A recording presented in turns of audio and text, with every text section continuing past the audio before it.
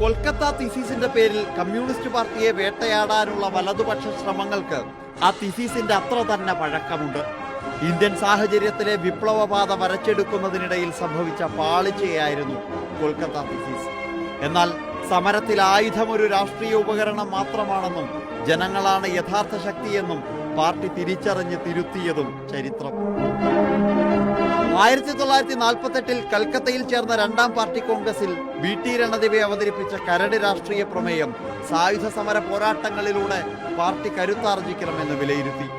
India രാജ്യത്തിന്റെ സ്വാതന്ത്ര്യം Indian ജനതയുടെ സ്വാതന്ത്ര്യമായി മാറിയില്ല. ബ്രിട്ടീഷ് സാമ്രാജ്യത്വത്തിൽ നിന്ന് ഇന്ത്യൻ ഭൂപ്രഭുക്കളിലേക്കുള്ള അധികാര കൈമാറ്റമാണ് ഉണ്ടായത്. അതേ ഭരണകൂടത്തിനെതിരായ പോരാട്ടം പാർട്ടി നേരിട്ട് ഏറ്റെടുക്കാനുള്ള ആഹ്വാനമായിരുന്നു രണദിവെ നടത്തിയത്. ഒപ്പം പാർലമെന്ററി രാഷ്ട്രീയം വിപ്ലവ പാർട്ടിക്ക് ചേർന്നതല്ല എന്ന നിർദ്ദേശവും. പാർട്ടി ആഹ്വാനപ്രകാരം നടന്ന സമരങ്ങളിൽ പോരാളികൾ കൂട്ടത്തോടെ കൊല ചെയ്യപ്പെട്ടു. ഭരണകൂടവും ഭൂപ്രഭുവർഗവും ചോറ്റുപട്ടാളത്തെ ഉപയോഗിച്ച് സായുധ പോരാട്ടങ്ങളെ അടിച്ചമർത്തി. ചോര കൊടുത്ത് സ്വപ്നം നേടിയെടുക്കാമെന്ന ലക്ഷ്യം വിഫലമായി. നിങ്ങൾക്ക് റഷ്യയോ ചൈനയോ അല്ല മാതൃകയെന്നും ഇന്ത്യൻ സാഹചര്യം വെച്ച് പോരാടൂ എന്നുമുള്ള സ്റ്റാലിന്റെ നിർദ്ദേശം പ്രായോഗികമായി.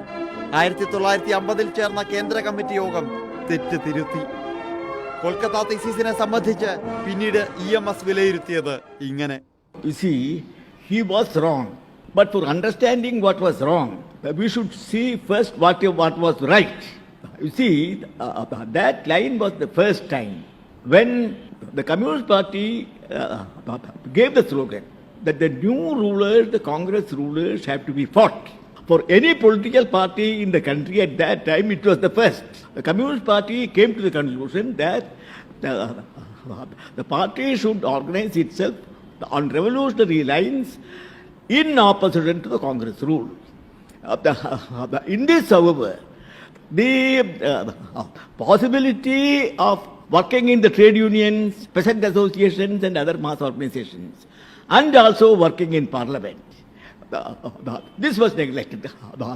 That was what was wrong. Kolkata തീസീസിന്റെ പേരിൽ ഇന്നും CPIM-നെ വേട്ടയാടാനാണ് വർഗശത്രുക്കളുടെ ശ്രമം.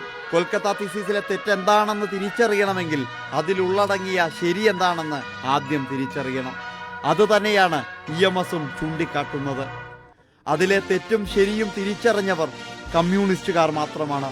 കണ്ണില്ലാത്ത കമ്മ്യൂണിസ്റ്റ് വിരോധം വലതുമാധ്യമങ്ങളെ ഇന്നും നയിക്കുമ്പോൾ ചെങ്കൊടി പ്രസ്ഥാനം അനുഭവ പാഠങ്ങളുടെ കരുത്തിൽ കൃത്യമായ പ്രത്യയശാസ്ത്ര നിലപാടുകളുമായി കുതിക്കുകയാണ്.